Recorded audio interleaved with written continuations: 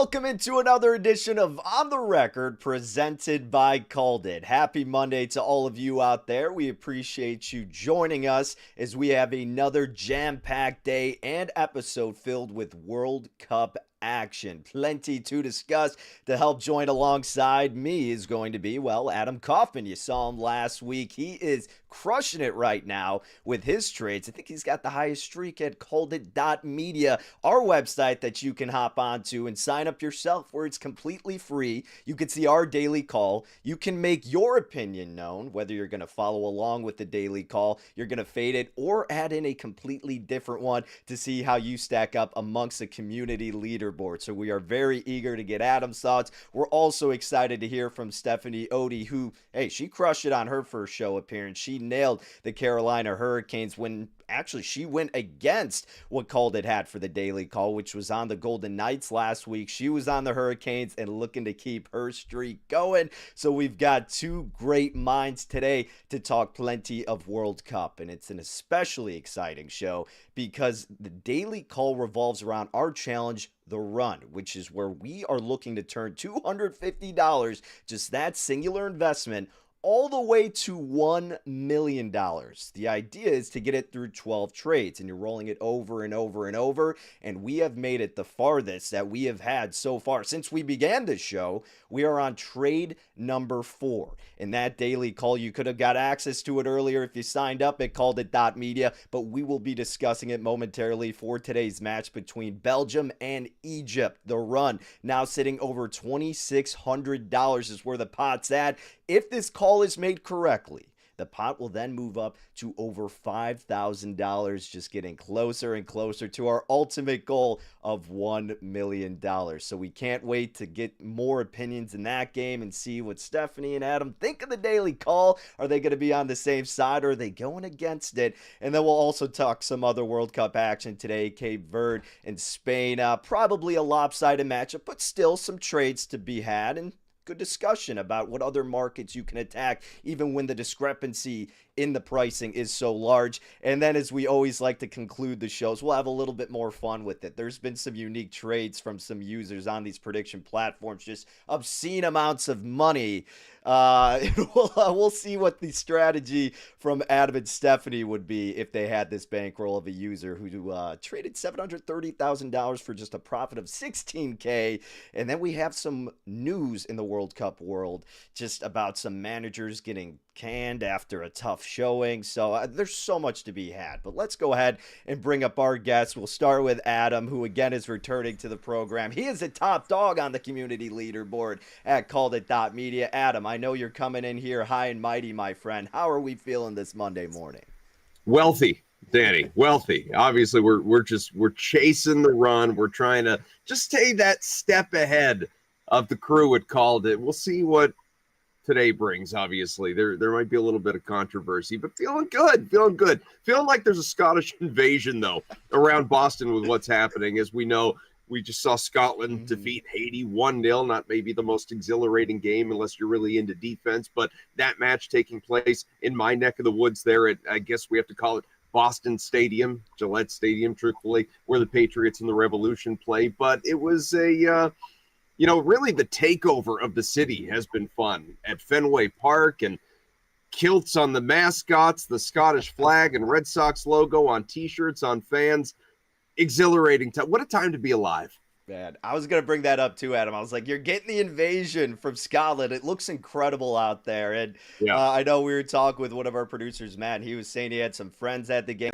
We don't know how the game ended. We just know it was one of the best nights of our lives. So it's been incredible to see everybody coming over to the United States and enjoying what we, fortunately get to witness on a day-to-day basis. So, but with bagpipes, Danny. Yeah, well, exactly. Making it totally that much different better. Experience.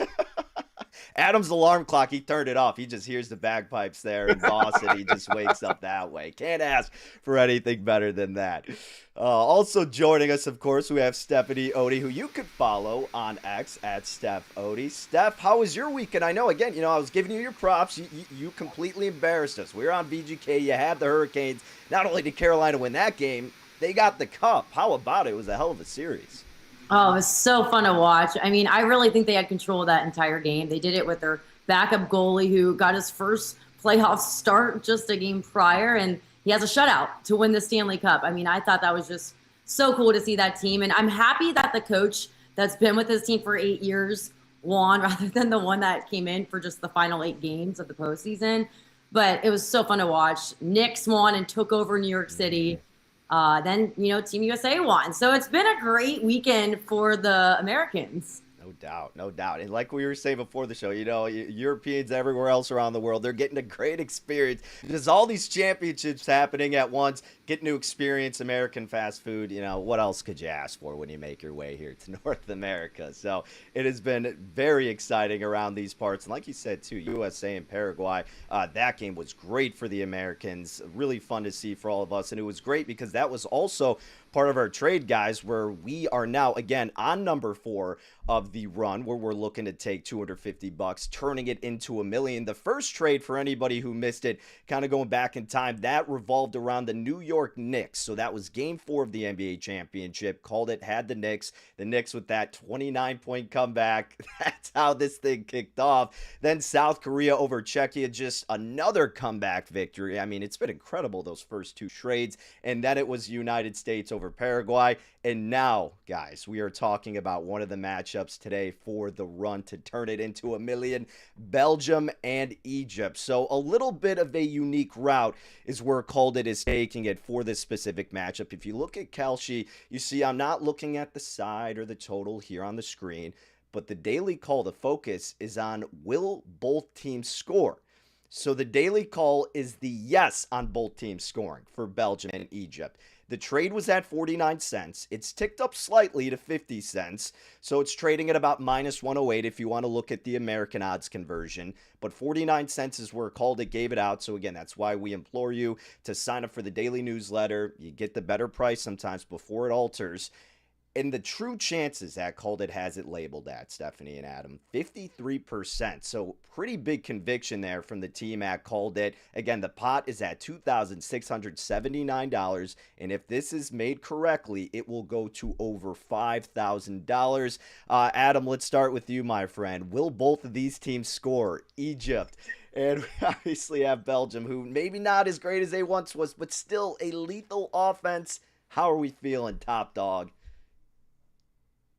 Sorry, I'm going the other way. I'm trying to extend my run to 5, and I'm going against the call right here. I'm going with the no on both teams to score, and I know I am in the minority. I was looking at it, about 80% on the yes, 20% on the no. I see value in the no. Listen, you have a Belgian club that is far and away the favorite to win Group G, so that is just a place to start. Egypt, a good defense, maybe more of a prevent defense. I know there's Mo Salah over there, but he's obviously in his mid-30s, doesn't have a ton of help around him. It's a Belgium team that has been putting up goals like crazy during its qualifying run, and, next to Norway, the most among European teams in terms of goals scored as well in some of these matches leading up to this tournament here. Egypt has never won. The Pharaohs have never won a World Cup match. Most people,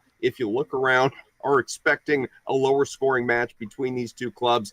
I don't think it's going to be 1-0 necessarily, but 2, maybe even 3 on the Belgium side. Danny, listen, I'm a generous guy. I'm willing to share. If I can get my trades up to the $1 million, if the call can't do it here, that's okay. I'll give you some.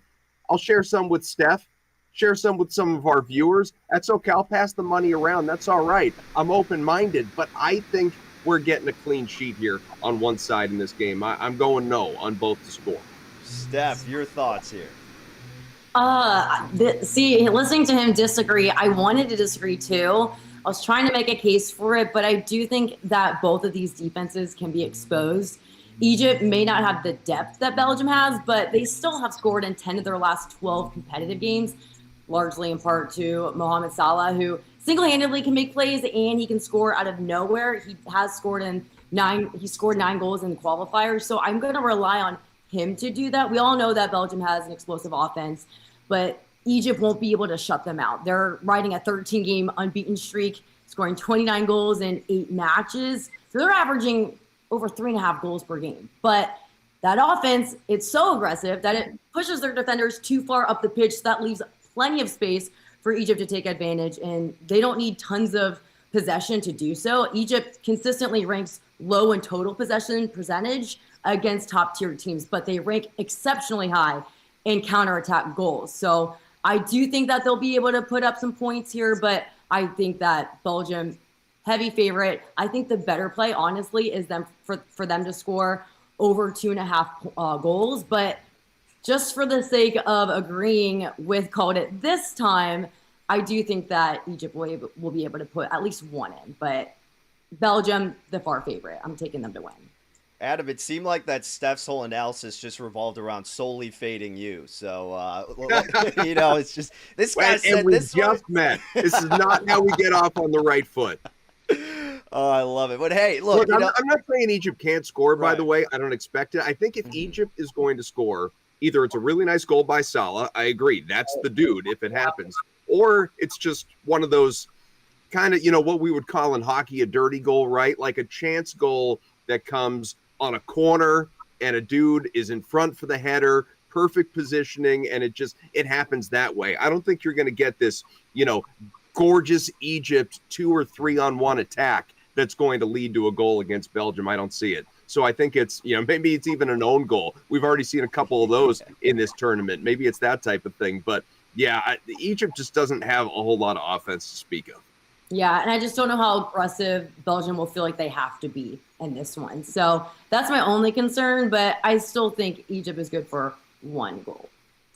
Hey, I'm with you, Steph. And I'm with the team at CalledIt because I am supporting the trade Company man. for both teams to score. That's right, baby. Company What, man. do you get Come on now. bonuses if you get to the million? Is that what this is? Hey, yeah, I mean, I'm trying to get my dip there. If we do get to the million, which of course is our goal, we're going to get there. I got no doubt about it. The sooner the better. And that's what I'm hoping. All right. We're already Fade on the guy trade on the number top of the 4. leaderboard. That's fine.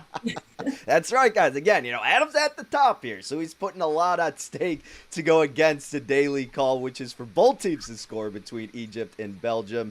That is part of the run to turn $250 into $1 million. We are on trade number 4. You can see on the screen the pot right now, over $2,600. If this one comes to fruition on the right side of the daily call, it'll be sitting over $5,000, and then we'll be looking at trade number 5 for tomorrow.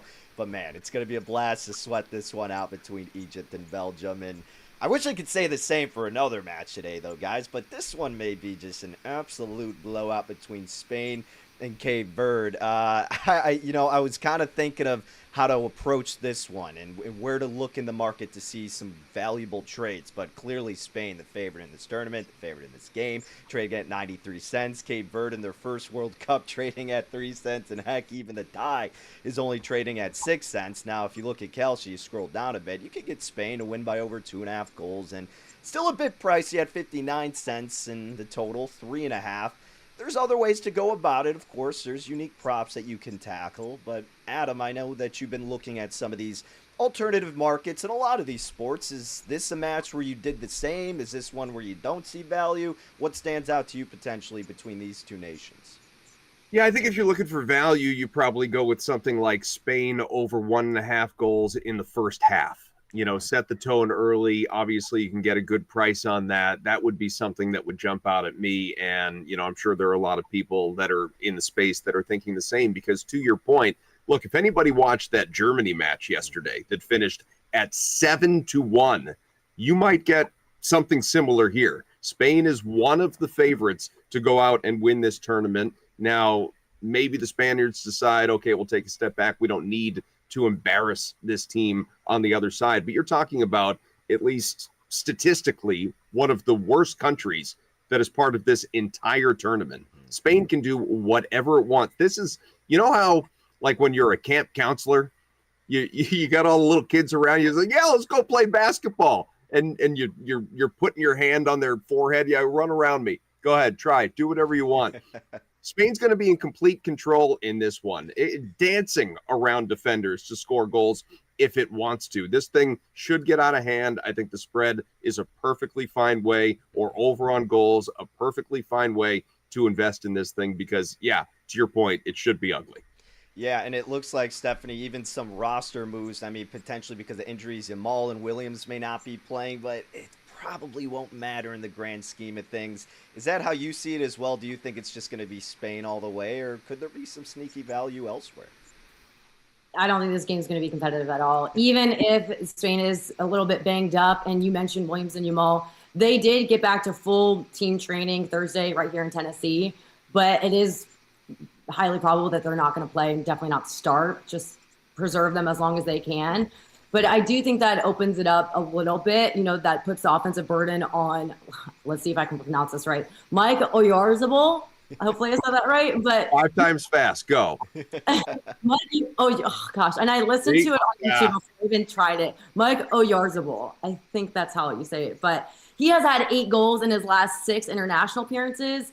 And then Cape Verde, they don't have that kind of attack. They average just 1.86 goals per game over their last 7, but that's against much weaker opponents. They've never faced a team playing at the level of Spain, and Spain's defense holds their opponents scoreless in their last 5 of the past 6 competitive games, while they also average nearly 2.5 goals. So it's going to be a long day, especially for newcomers into the World Cup. I just don't see them hanging on by much, but everyone wants a Cinderella story to root for. I just think that there's such a talent gap. They're separated by 65 places in the FIFA World Rankings with Spain and Cape Verde. So I just think that there's such a difference in the competition that even when they're banged up, it's not comparable. So I don't think it's worth trading on, but maybe you take Spain's team total, but I wouldn't put anything on Cape Verde, honestly.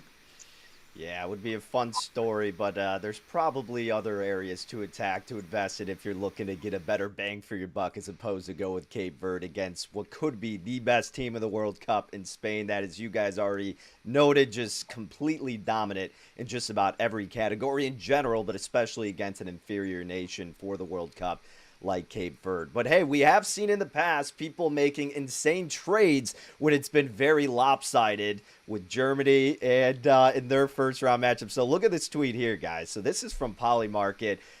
A trader named Swiss Tony put $730,000 for Curacao not to win against Germany. So paid out $746,357.14, a profit of roughly, around $16K.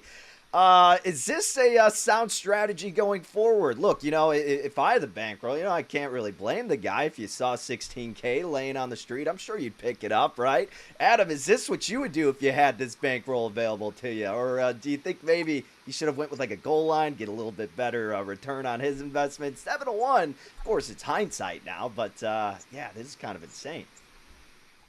The comparison that you made was the first thing that popped into my mind, which is I'm just walking down the street, I see 16 grand on the street and it's free and it's mine and it's easy.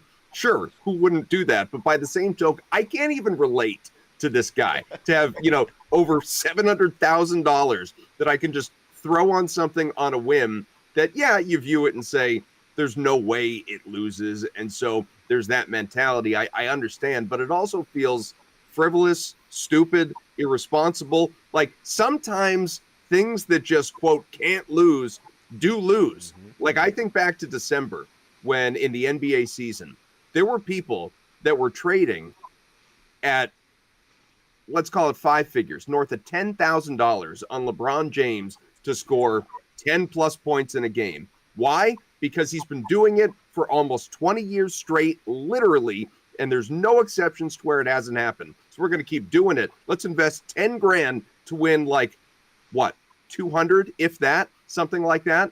Stupid, because eventually maybe it doesn't happen. And oh, look, against Toronto, he scored 8 points.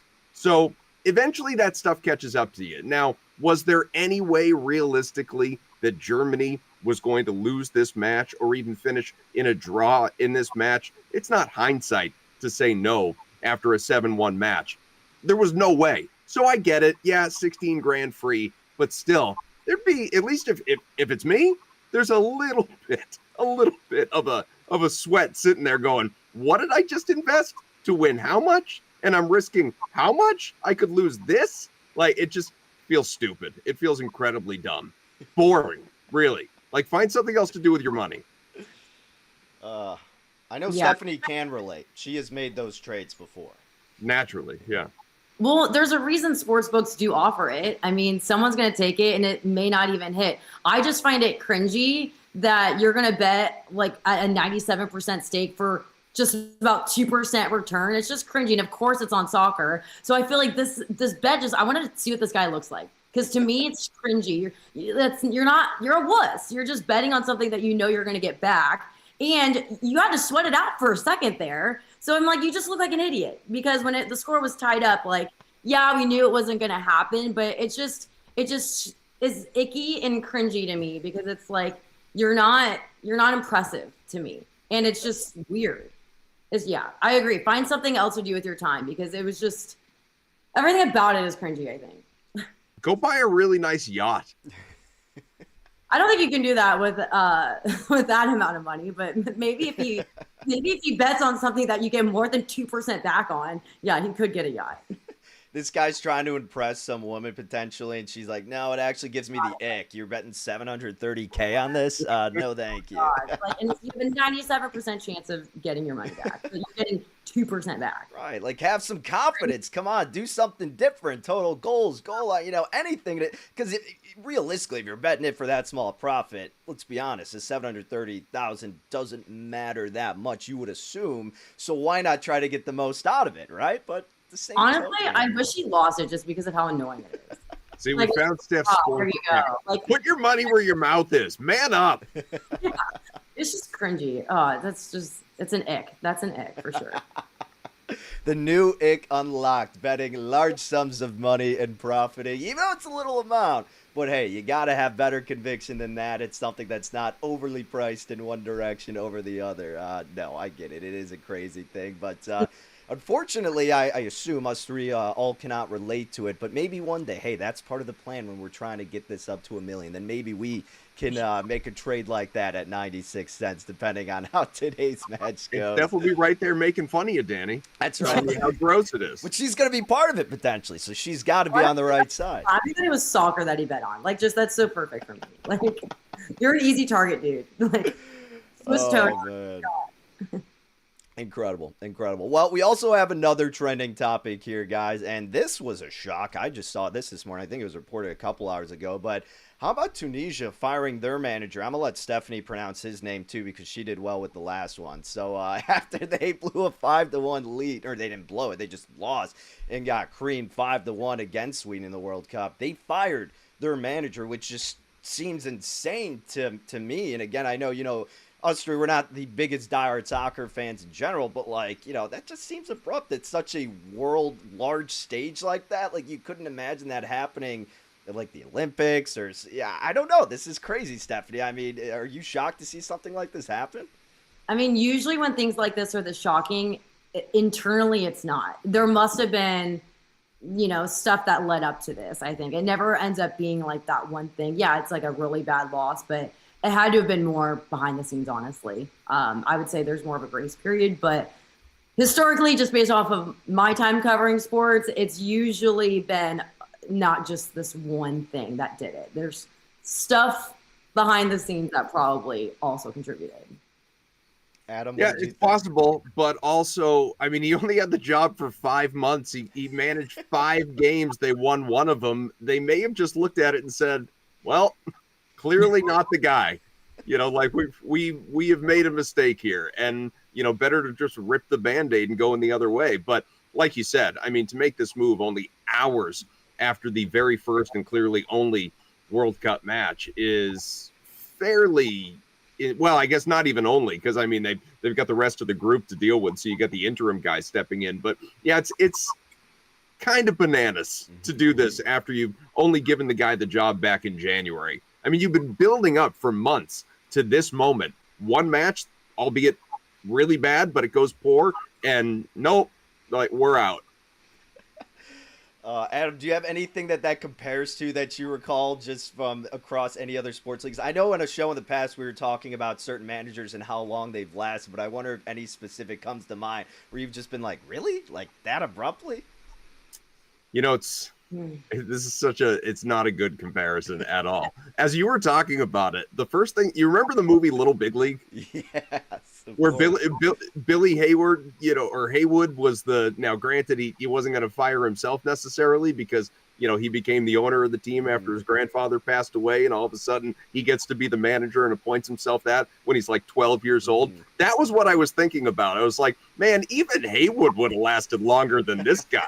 Like, this is nuts. 5 months. Yeah. So gosh, it does happen though. I mean, you do see this, like you see managers get canned in whatever the sport, managers, coaches, and all of a sudden here comes the interim guy. But that's at this stage, this level, that's a short leash. Yeah, I'm just curious to see like how the interim came in, like how he was looking to the team prior. Like, was he waiting in the wings? Like, was there another option that they were wanting, or like, I want to know everything that went into the decision, honestly. It was a coup. Yeah. They took him down from the inside. Like, and maybe like there was just like throughout the 5 months, maybe the team just wasn't driving with him. I mean, you can figure that out fast. And so 5 months leading up to like a world stage, I bet the signs were there pretty quickly. Must have been buyer's remorse. That was the case with Tunisia after they got smacked last night against Sweden. The 5-1 loss. Manager goes bye-bye, and that becomes one of the leading stories in the 2026 World Cup. But another leading story for us, of course, will be on the match today with Egypt and Belgium, and whether or not both teams are going to find themselves getting a goal. That is what CalledIt is hoping happens with the run, the challenge to get 250 into $1 million, banking on both teams scoring, trading at 49 cents. Right now it's at 50 cents. Adam is on the nose. Stephanie and myself are supporting the call and going yes with both teams. Don't frame it that way. We I'm don't do that. really agreeing. Like, I did want to say no, but I just Adam over here is on the no. We, however, are company people, and we say yes. No, you can't do want that. when I run against them, so I'm tempted, but I'm staying with it. I'm agreeing this time. Ooh, okay. Yeah, Stephanie she was flirting with both sides for a second. Yeah. So. No fence sitting around here. Now I'm rooting even harder for me to be right in this situation, Danny. I'm gonna be so bummed. Last week was so easy for me to decide. I was all about the Canes with this, and I'm like, oh, I can definitely see a case for Egypt not to score. So. Man, well, hey, it's making the game that much more compelling for all of us. He is Adam Kaufman, at Adam M. Kaufman, where you can follow him on X, at Steph Odie, where you can follow Stephanie on X. Big shout out and thanks to both of them for hopping on as always. And big shout out to everybody in the chat streaming alongside with us, tuning in. We appreciate it as always and hope you share your thoughts on today's daily call. Whether or not both teams will score in the World Cup match between Belgium and Egypt, you can log your thoughts at www.calledit.media. You could sign up. It is completely free. So not only can you voice your opinion, see how you stack up amongst the rest of our community with your trade, you can also get a chance to qualify for some free merch at the end of group play. We will be giving out free merch, sweatshirts, hats, polos, t-shirts, all this cool gear to 10 random and lucky users. So make sure you log your email in there. Again, completely free, and you can get a hold of that and so many other cool features on the website. We have a World Cup tab that shows you the probability for each nation to go through, so a lot of assistance in that regard as well. Plenty happening at CalledIt, especially with the big highlight being the run to turn that 250 into $1 million. Right now we are on trade number 4. The pot sits at $2,600. Can CalledIt flip it into over 5K? It remains to be seen. We will find out after today, and we will be back tomorrow to recap that and give you some more action. Joining me, same time, 11 a.m. Eastern Time, John Seponaro and Joe Vitale. We've got some good stuff coming, so make sure you put that in the calendar to tune in for another edition of On the Record. Until then, take care and best luck with all your trades.